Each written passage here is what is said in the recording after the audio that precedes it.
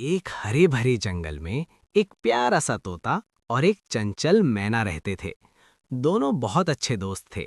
वे हर दिन साथ उड़ते, साथ खाना खाते और पेड़ों पर बैठकर मीठी मीठी बातें करते थे। उनकी दोस्ती पूरे जंगल में मशहूर थी।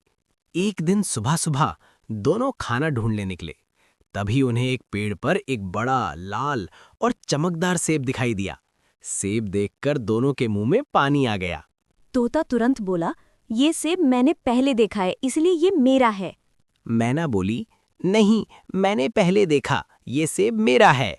धीरे धीरे बात बढ़ने लगी और दोनों में जोरदार झगड़ा शुरू हो गया। तोता गुस्से में पंख फड़फड़ाने लगा और मैना जोर जोर से चिल्लाने लगी। झगड़ा इतना बढ़ गया कि दोनों ने एक दूसरे से बात करना ही बंद कर दिया।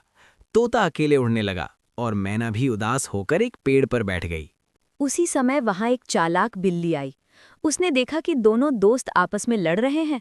बिल्ली मन ही मन खुश हुई और सोचने लगी, वाह, आज तो मुझे आसानी से खाना मिल जाएगा।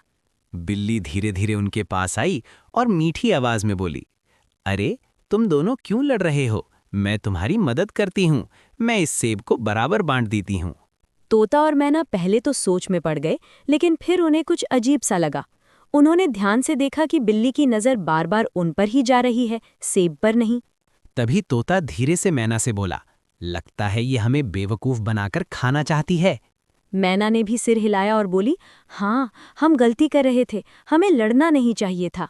दोनों को अपनी गलती समझ आ गई। उन्होंने तुरंत आपस में सुलह कर ली और मिलकर बिल्ली को भगाने का फैसला किया। जैसे ही बिल्ली पास आई, तोता और मैना दोनों जोर जोर से चिल्लाने लगे और उस पर झपट पड़े। बिल्ली डर गई और वहां से भाग गई। बिल्ली के जाते ही दोनों ने राहत की सांस ली। अब उन्हें समझ आ गया था कि लड़ाई करने से सिर्फ नुकसान होता है। दोनों ने मुस्कुराते हुए उस सेब को बराबर बराबर बांट लिया और खुशी खुशी खाने लगे। उस दिन के बाद उन्होंने कभी भी छोटी छोटी बातों पर लड़ाई नहीं की।